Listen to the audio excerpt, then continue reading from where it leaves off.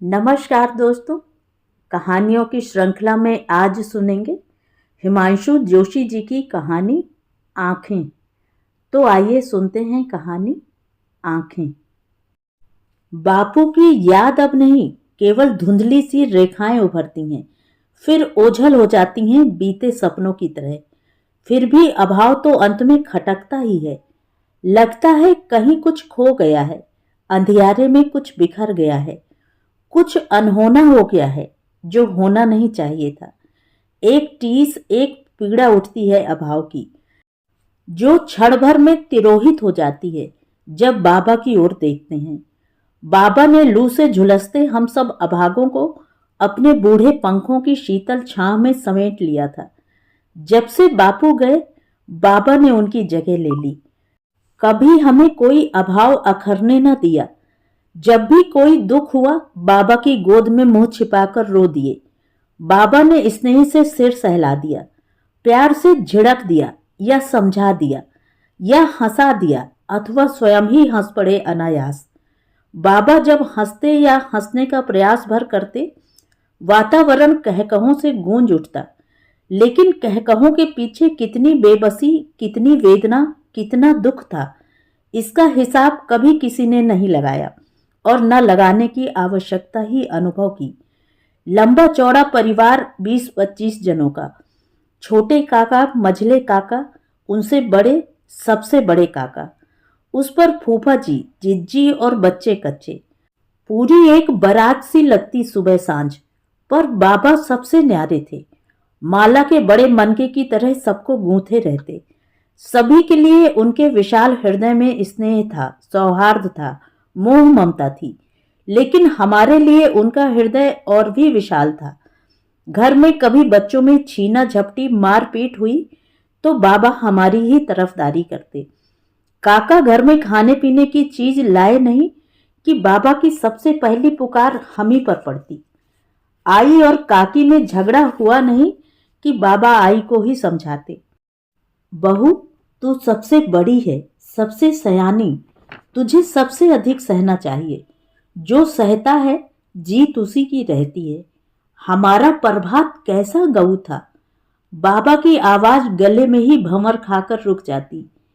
30-35 साल की सरकारी नौकरी के बाद बाबा रिटायर हुए थे। मुश्किल से 2-2.5 बरस आराम से बैठे होंगे कि बापू के बैकुंठवास के 2-3 ही महीने पश्चात देखा, बाबा संदूक में छिपाया अपना बंद गले का ऊनी कोट पहन रहे हैं। पांव में सिलपट के जूते डालकर मेरी ओर इशारा करते हुए कह रहे हैं, ऋचा, लाठी तो निकाल बेटा, दालान के पिछवाड़े खूंटी पर टंगी होगी। कहाँ जाना है बाबा? मैं भी चलूं बाजार? बाबा ने उत्तर नहीं दिया, जैसे सुना ही न हो। कुछ क्षण खड़े रहे, किन्हीं विचारों में डूबे, फिर लाठी थामे ठक ठक चल पड़े। अब रोज ही बाबा का यह नियम हो गया। मेरी समझ में न आता। दादी से एक दिन पूछा तो बोली, काम पर जाते हैं, प्राइवेट बंक में। बाबा की नौकरी तो खत्म हो गई, फिर काम पर क्यों जाते हैं दादी? मैंने फिर पूछा तो इस बार आई ने उत्तर दिया, जो पास ही मुंगौड़ी भिगो रही थी। अरे क्यों जाते हैं? तुम्हारे खातिर, और क्यों? ऐसे टूटे कपाल के पैदा न होते तो इस उम्र में उन्हें सुख देने के बदले दुख देते। समझी नहीं, आई यह टूटे कपाल की कौन सी नई बात कह रही हैं? मैंने माथे पर हाथ लगाकर देखा, कहीं दरार दिखी नहीं। फिर हमने इस उम्र में बाबा को कौन सा कष्ट दिया है? कष्ट तो काका देते हैं, बिना बात लड़ते झगड़ते हैं, जो मन में आया कहते हैं, कुछ भी लिहाज सयानेपन का करते नहीं। फिर हमारा क्या दोष? दोनों बड़े चाचाओं की नौकरी शहर में ही थी। दोनों का स्वभाव कुछ तीखा था। बात बात में हर किसी को झिड़क देते, बच्चों को चांटे जड़ देते और इतने जोर से चिंघाड़ते कि शरीर में कपकपी छूट जाती। इसलिए उनके सामने जाने में भय लगता। अतः किसी चीज की जरूरत पड़ी तो काकी से कहा। काकी ने हाथ नचाते हुए, मुंह बनाते हुए अनमना सा उत्तर दे दिया और काका की ओर इंगित कर दिया। लेकिन काका के सामने जाए कौन, इसलिए होंठ सिए चुप हो गए। पर जरूरत तो दबाए दबती नहीं। चिंगारी की तरह उभर कर ऊपर आ ही जाती है। अब आई का आंचल खींचा, झुंझलाकर झगड़कर। बेचारी आई के पास क्या था, कहां से देती वह। हमारे बहुत जिद करने पर दादी से कह देती और दादी बाबा से। जितनी जरूरत हुई, जितना कहा, बाबा चुपचाप जेब से निकालकर सामने रख देते। उनके पास हो या ना हो, फिर भी हमें तो मिल ही जाते। कभी भी उन्होंने क्यों और किस लिए नहीं पूछा। मन्नू स्लेट और स्याही के पैसे लेकर सिनेमा देख आता। जिज्जी किताबों का बहाना बना ब्लाउज ले आती या चुन्नी खरीद लाती या सहेलियों के साथ कॉलेज से आती जाती खर्च कर डालती। बाबा सब जानते थे पर चुप रहते। एक दिन दादी ने कुछ सुनाकर कहा तो बाबा सदा की तरह शांत स्वर में बोले, बिचारों का बाप होता तो कितना खर्च करते। तू नहीं जानती प्रभात की मां, बच्चों का मन कैसा होता है। संभवतः यही एक कारण था कि बाबा को इस उम्र में भी दूसरों की चाकरी करनी पड़ती। काका का स्वभाव बदल नहीं सकता, यह वे भली भांति जानते थे। और यह भी उनसे छिपा नहीं था कि वे ही हमारा ख्याल नहीं रखेंगे तो दूसरा कौन करेगा। बाप का अभाव ना आखरे, सब हमारे साथ परायों का सा सलूक ना करें, बाबा इसके लिए सब कुछ करते। घूमना कम कर दिया, पूजा पाठ कम कर दिया, सुबह थोड़ा सा समय बचता। बाबा खाया अनखाया कर वैसे ही हड़बड़ाते हुए तैयार होने लगते। जल्दी में कभी टोपी भूल जाते, कभी छतरी भूल जाते, कभी कलम। घर बैठे बैठे भी बाबा की उंगलियां अपने आप चलती रहती, जैसे नोटों को गिन रहे हों। बातें कहीं करते, मन कहीं और होता। एकांत में बैठे बैठे कभी अपने आप बुदबुदाते रहते। 180, 90, 200, पूरे 200। बाबा आप ये क्या करते हैं? कभी पूछती तो बाबा उसी धुन में कहते, कुछ नहीं। अरे अरे पगली, तूने सब गड़बड़ कर दी।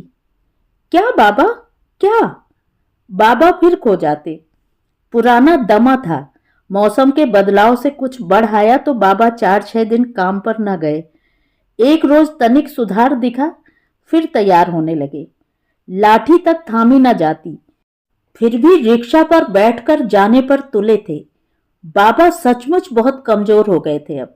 हाथों पर नसों के तार साफ झलकते, खाल लटक आई थी, विषाद भरा चेहरा झुर्रियों से ढक गया था।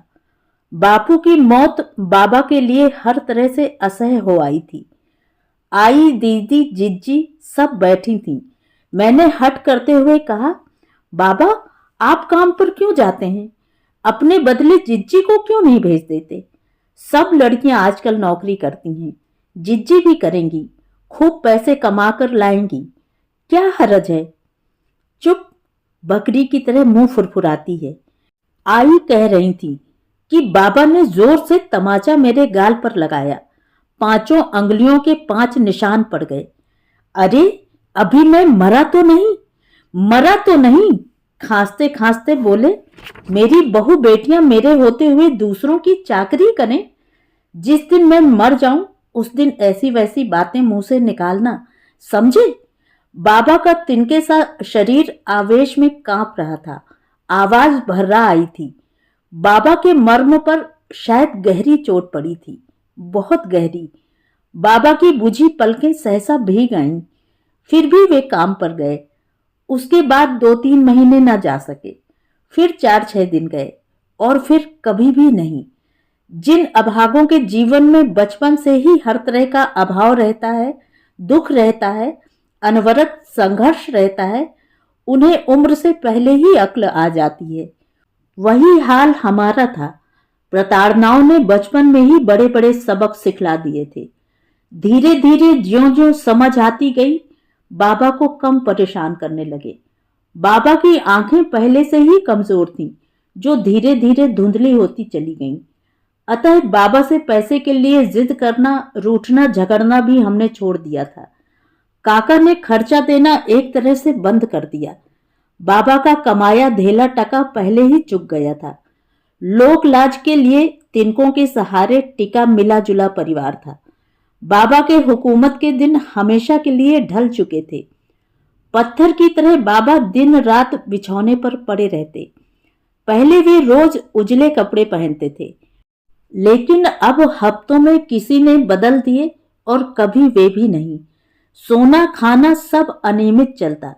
हाथों से टटोल टटोल कर कभी बाहर आते और सर्दियों में धूप में बैठे बैठे वक्त गुजार देते।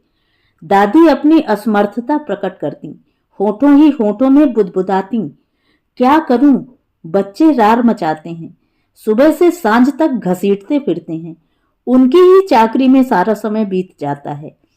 प्रत्युत्तर में बाबा अबोध बालक की तरह देखते रहते, कुछ कह ना पाते। घर में जगह कम थी। काका ने कहा, मिलने जुलने वाले आते रहते हैं, बैठने बिठाने की भी तंगी रहती है, जगह जगह खांसना खखारना अच्छा नहीं लगता, पीकदान गले गले तक भरी रहती है, मक्खियां भिन भिन आती हैं, बदबू के मारे बैठना बेहाल हो जाता है। बाबा ने चुपके से जगह खाली कर दी।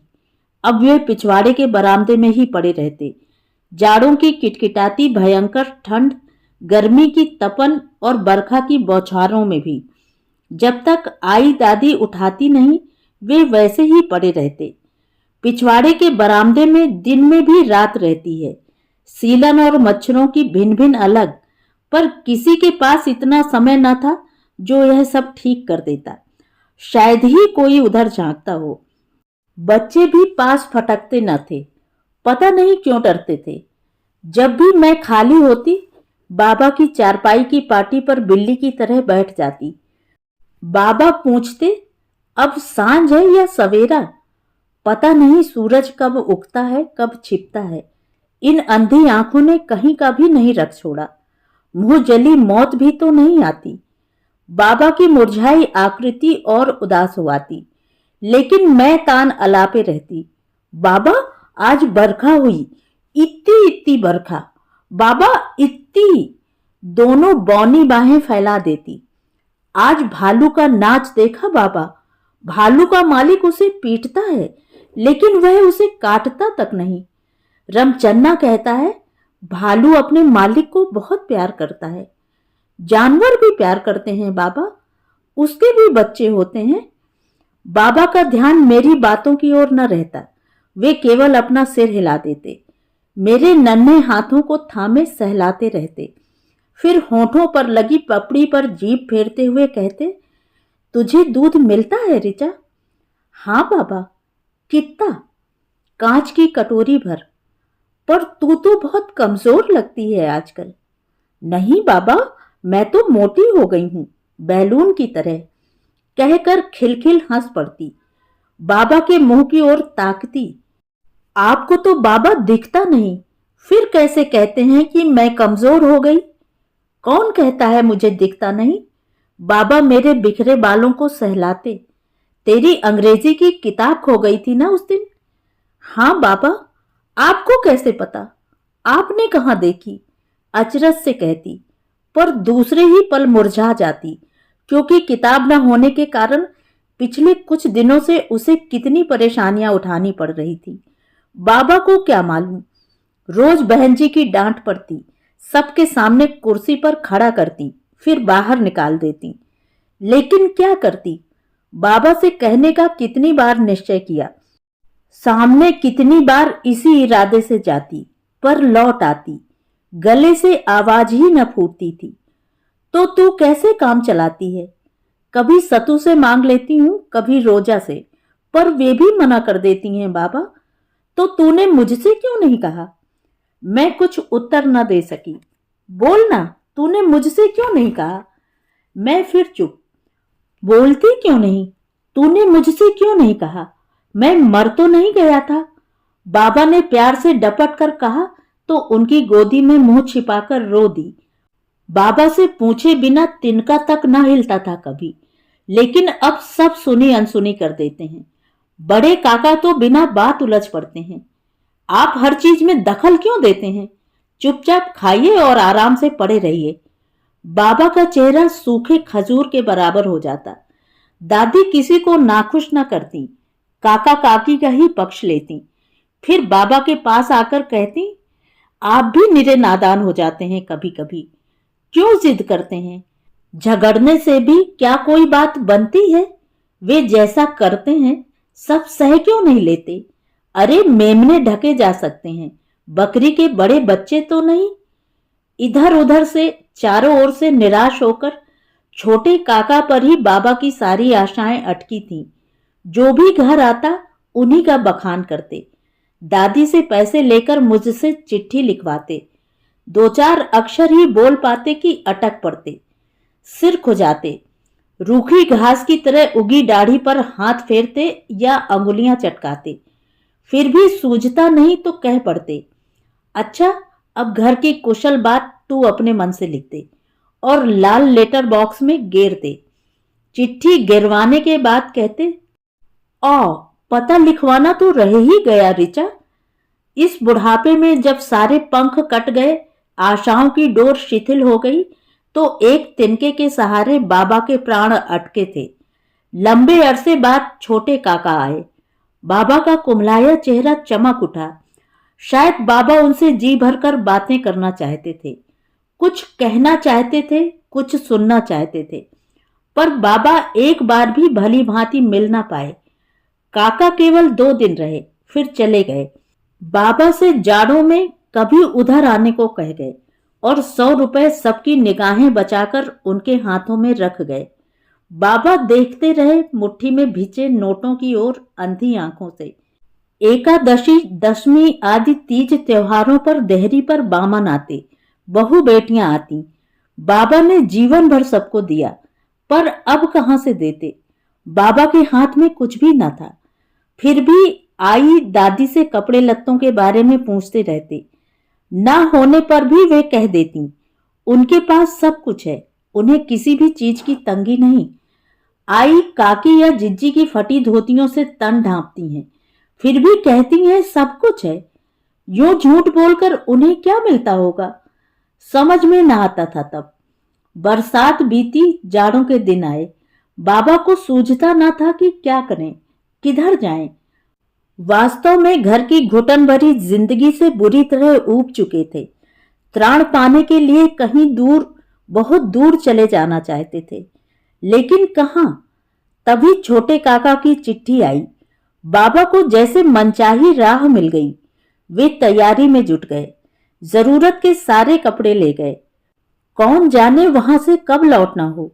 मन लग गया तो साल 6 महीने वहीं बरेली में ही रह लेंगे। कपड़े लिए, लाठी ली, और मुझे भी साथ ले जाना न भूले, ताकि बाहर भीतर जाने में दिक्कत न हो। छोटे काका की अच्छी नौकरी थी। उनके सब बच्चे अच्छे अच्छे कपड़े पहनते थे, अच्छे स्कूलों में पढ़ते थे। उनके पास ढेर सारे अच्छे खिलौने थे। 3 पहिए वाली साइकिल थी। काकी भी हमारे स्कूल की बहन जी की तरह ठसके से रहती। बाप रे बाप, 3-3 ट्रंक साड़ियों से भरे थे। होटलों की तरह मेज पर बैठकर खाना खाते थे। मुझसे खाते समय मेज पर लाख बचाव करने पर भी जूठा छूट ही जाता तो काकी वहीं पर झिड़क देती। तब बाबा मेरी तरफदारी करते, लड़की बड़ी अक्ल वाली है बहू, यहां रहते रहते सब सीख जाएगी। पहाड़ के छोटे कस्बों में बच्चे क्या सीखते हैं, तभी तो यहां लाया हूं, अब यहीं छोड़ जाऊंगा। तुम लोग ही इसे कुछ सिखा देना, वहां तो डांट फटकार की ही हो जाती है बेचारी। बाबा अपनी आदत से मजबूर बहुत देर तक कहते रहते। काकी मुंह बिचकाती, हाथ नचाती, पर बाबा को तो दिखता ही न था। थोड़े ही दिनों में बाबा का दम यहां भी घुटने लगा, जी भर गया। बात असल में यह थी कि घर में काका की बनिस्बत काकी की अधिक चलती थी। उनके मैके वाले अच्छे खाते पीते घर के थे। बरेली में ही 1-2 मकान थे, दुकानें थीं। वह मकान भी उन्हीं का था। उन्हीं के साथ एक हिस्से में काका भी रहते थे। नाना जी मतलब काकी के पिता बात बात पर बाबा की खिल्लियां उड़ाते, मुंह बनाया करते। उनकी देखा देखी बच्चों ने भी यही सीख लिया। बाबा को दमा था, बार बार खांसी आती। बच्चे भी उनके मुंह के सामने मुंह ले जाकर खौं खौं खांसने लगते। बाबा को डकारें आती, वे भी बिना बात डकारते। बाबा कुछ झुक कर चलते थे, वे भी वैसे ही झुका करते। बाबा हमारे जमाने में ऐसा होता था, हमारे जमाने में वैसा होता था, हम ऐसा करते थे, ऐसी पुरानी बातें सुनाया करते थे। नाना को यह भला ना लगता। उन्होंने बाबा का नाम हमारे जमाने में रख दिया। उनके घर के सब लोग उन्हें हमारे जमाने में ही कहा करते, काका काकी के ही सामने। पर वे गुस्सा न होते, उल्टे उनकी हंसी में हंसी मिलाकर खिलखिलाकर हंस देते। नाना अक्सर मुझसे पूछा करते, तेरे बाबा का एक बाजार बंद है या दोनों? मुझे गुस्सा आता, बहुत गुस्सा, लेकिन पराए घर में कर क्या सकती थी। बाबा स्वभाव से ही सरल थे, छल प्रपंच आता जाता न था। जिसने जो कहा सब सच मान लेते। जाड़ा उस साल अधिक था। उस पर पिछली रात से झमाझम पानी गिर रहा था। टिन की छत पर तड़ातड़ बौछारों के अतिरिक्त कुछ सुनाई न देता था। हम लोग नीचे की मंजिल में बैठे थे, नाना के कमरे में। बाबा तमाकू पी रहे थे, नाना को सुना रहे थे। उन्होंने अपनी छोटी सी कमाई के बलबूते पर इतने लड़के कैसे पढ़ाए, इतने बड़े परिवार का भरण पोषण कैसे किया, कैसे मकान खड़ा किया, भाई बिरादरी में नाक ऊंची कैसे रखी। नाना इन बातों से उकता गए थे। ध्यान कहीं और था, बाहर बौछारों की ओर देख रहे थे। तभी उन्हें क्या सूझा, बात काटते हुए सहज चिंता से बोले, अरे राम, सड़क का पानी कमरे की ओर आ रहा है जोशी जी। क्या कहा? कमरे की ओर पानी आ रहा है? विस्मय से बाबा के होंठ खुले।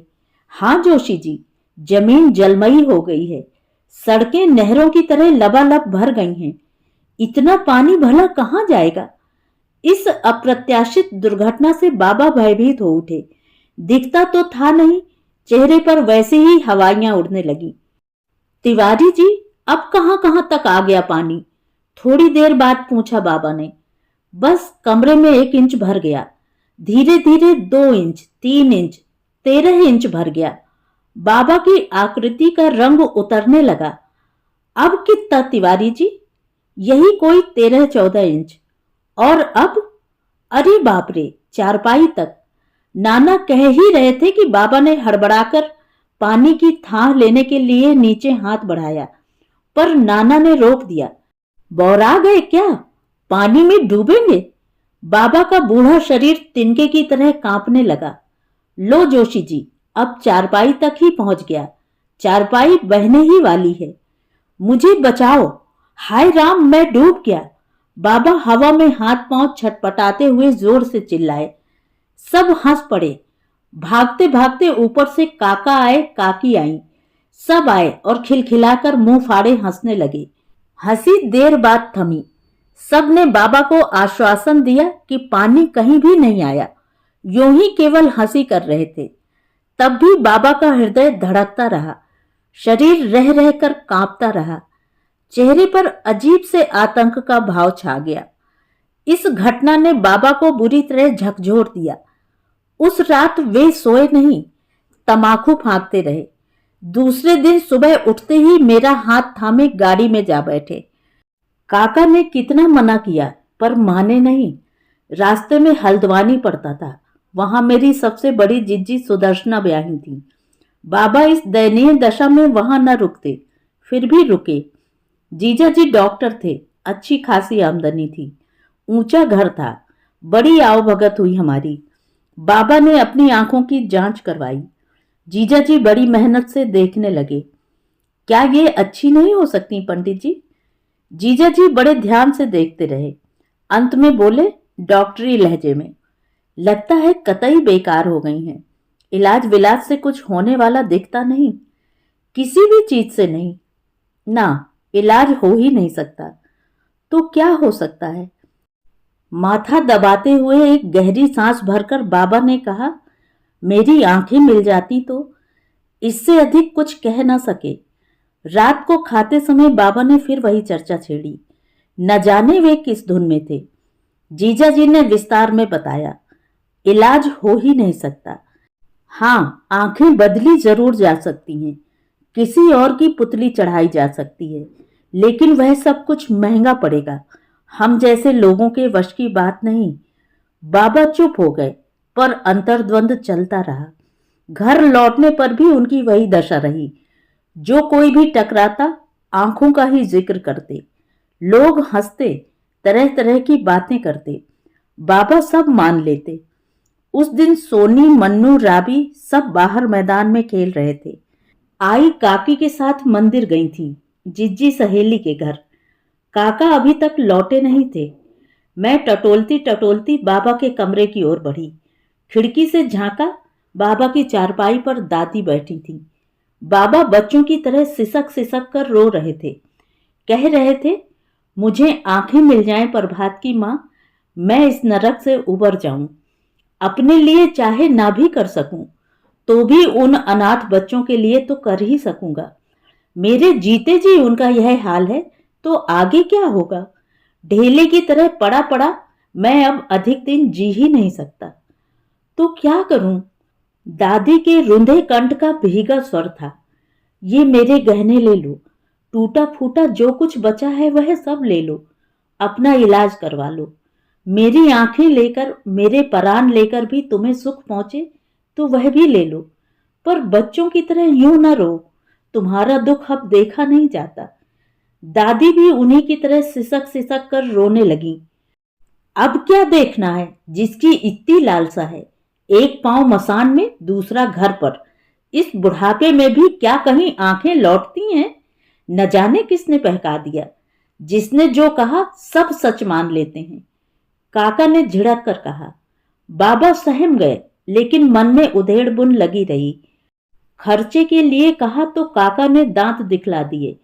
मझले काका से पूछा तो उन्होंने कहा, औरत का इलाज करवाना पैसे के बिना रुका हुआ है। बाबा की उम्र तो पूरी हो गई, लेकिन उस बेचारी ने अभी क्या देखा है।